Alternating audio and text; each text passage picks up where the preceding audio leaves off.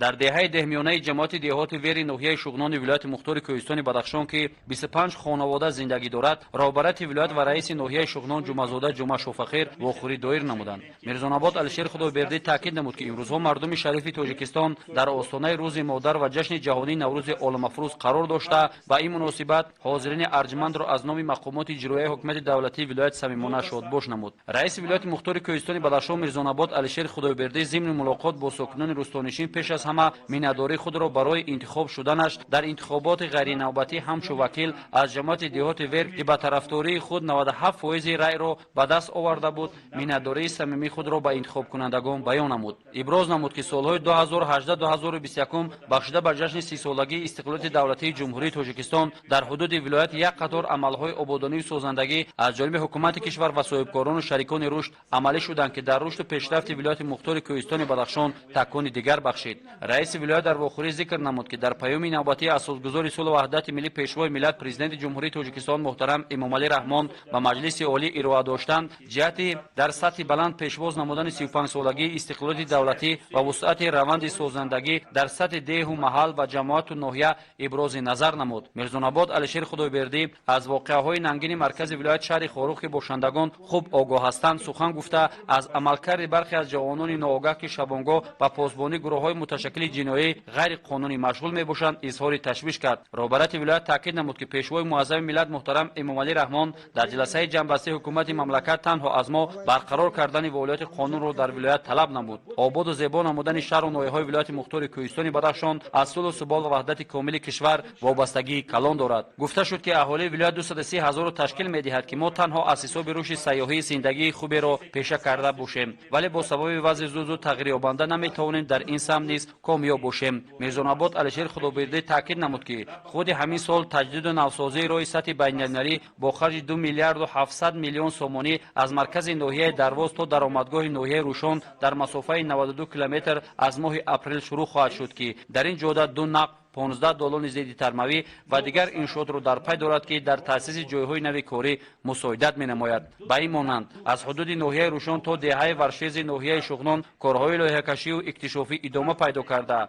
با دریافت سرمایه در این قسمت جاده نیز کارهای راهسازی ادامه خواهند یافت. رهبرت ولایت تاکید داشت که از حساب بانک عمومی جهانی که 45 میلیون یورو برای ولایت‌های بدخشان و ختلان سرمایه پیشنهاد گردیده است که در صورت معرفی لایحه‌های سرمایه‌گذاری می‌توانند صاحب $10,000 گرانت به بازگشت شده در تأسیس کارگاه و کارخانه‌های نوی صنعتی و رشد دهات حصه‌گذاری نمایند. رهبرت ولایت از ساکنان دهه دهمیانه ناحیه شغنان ولایت مختار کوهستان بدخشان که فرزندانشان در روسیه در مهاجرت قرار دارند و در شبکه‌های اجتماعی همه گونه سخن‌های بی اساس و بردروغ را پهن می‌نمایند که باعث تشویش می‌باشد. در انجام واخوری میان رئیس ولایت و ساکنان دهه‌های دهمیانه و اوج صحبت آزاد و آشکارا جریان گرفته عاقلشاه امیربکوف، گلمحمد آشورمحمدوف، سینا اصلبکوف، مختصرشاه مکرموف در سطح کشیدن خط آب آشامیدنی، بنیاد میدانچه‌های ورزشی، تامین تکنیک کشاورزی برای شودگاه زمین‌ها در فصل بهار و دسترس نمودن تخم خوشصفت گندم و کارتوشکا از رهبرت ولایت درخواست نمودند. همه تکلیف و پیشنهادهای ساکنان جماعت به نوبت گرفته شدند.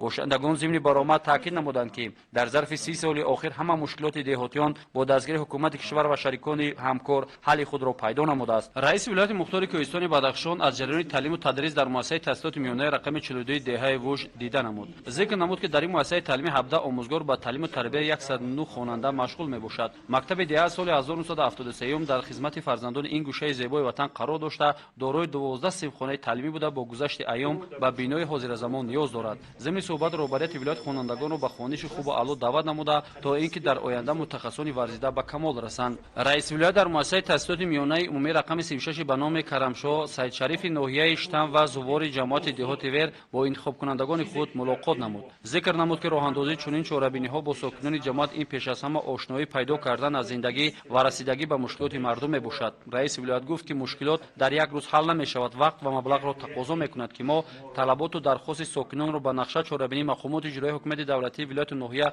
وارد نموده کمبودی‌ها را برطرف می‌سازیم. ذکر شد که نوابسته از مشکلات اقتصادی جهانی دولت حکومت جمهوری تاجیکستان توانستند که رشد اقتصادی و مالیوی را در سطح ضروری нигоҳ доранд. вобаста ба паёми навбатии асосгузори сулҳ ва ваҳдати миллӣ пешвои миллат президенти ҷумҳурии Тоҷикистон муҳтарам Эмомалӣ Раҳмон роҳбарияти вилоят таъкид намуд ки барои боз ҳам беҳтар кардани сифати зиндагии сокинони вилоят як қатор нақша ва лоиҳаҳои бузурги сармоягузориро дар 5 соли охир пешбинӣ намуданд. зикр шуд ки танҳо аз ҳисоби муассисаи давлатии дирексияи сохтмони иншооти ҳукуматии дастгоҳи ҷуроии президенти ҷумҳурии Тоҷикистон дар соли 2020 ба вилояти мухтори Кӯҳистони Бадахшон 20 миллион сомонӣ ҷудо гардид. имсол бошад барои сохтмони иншооти муҳими вилоят 80 миллион сомонӣ маблағ равона шудааст ки 4 баробар зиёд мебошад. ин ҳама ғамхориҳои давлату ҳукумати ҷумҳурии Тоҷикистон танҳо барои ободу зебо ва бо ҷои кор таъмин намудани ҷавонони шаҳру ноҳияҳои вилояти мухтори Кӯҳистони Бадахшон нигаронида шудааст. раиси вилоят зикр намуд ки ҷиҳати таъмини бошандагон бо шуғли доимӣ роҳбарияти олии кишвар ба сохторҳои марбута дастур доданд ки шаҳрвандони бекори вилоятро дар ширкати чинии ҷунтай Данғара ва ширкати алюминии тоҷик дар шаҳри Турсунзода бо ҷои кор таъмин намоянд.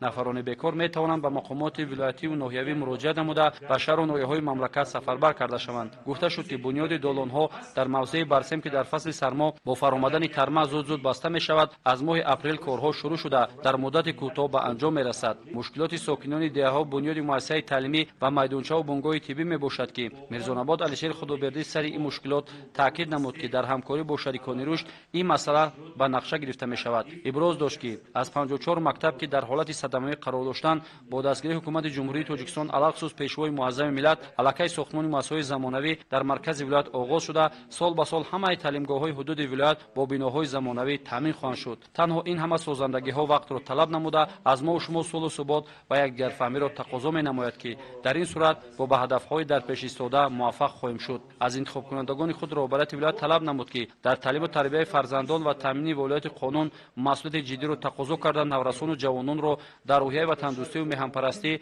ва риояи арзишҳои инсонӣ тақозо доштанд. раиси вилояти мухтори Кӯҳистони Бадахшон Мирзонобод Алишер Худобердӣ барои пазироии гарми мардум ва иштироки фаъолона дар мулоқот сипосгузории худро ба мақомоти иҷроии ҳукумати давлатии ноҳияи Шуғнон баён доштанд. аз мардуми ин рӯсто тақозо карда шуд ки бахшида ба ҷашни муқаддасу мӯътабари миллат 35-солагии истиқлолияти давлатии ҷумҳурии Тоҷикистон дар корҳои ободонии созандагии деҳа ва хонаву дари худ талош намуда барои расидан ба зиндагии шоиста аз худ ҳиссаи арзишманд гузорем.